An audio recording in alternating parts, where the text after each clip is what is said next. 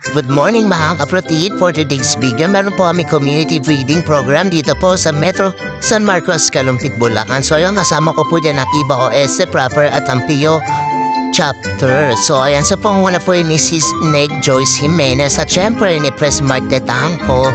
So ayan, ang aming libreng lugaw dito po sa Metro San Marcos. Kasama natin yan ang mga Brad at Sis ng Pio at Metro San Marcos. Syempre kasama din po yan ang Iba OS proper. So ayan, namimigay kami ng libreng lugaw. So ang saya-saya sa pakiramdam na nakakatulong ka sa community ninyo na mga simpleng ganitong project marami kayong napapasaya na hindi lang katandaan pati mga kabataan at bibigay inspirasyon kayo sa kanila kay si Kuya may libreng lugaw na. Kaya naghintay kami dito ng gusto ng aming libreng lugaw. Nagtatabog na si Sis na kayo yung mga bata ang saya-saya nila. Ayan, gusto to nila ng lugaw. Sabi, binigyan namin sila ng libre. Diba? Ang sarap sa pakiramdam. Yung manangiti ng ganong mga kabataan. Diba na naman?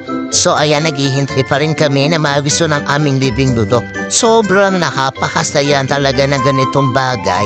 So, eto nga po pala guys, yung lugaw na aming pinamimili. Diba? Ang sarap-sarap. 2 kaldero po yan. Bongga!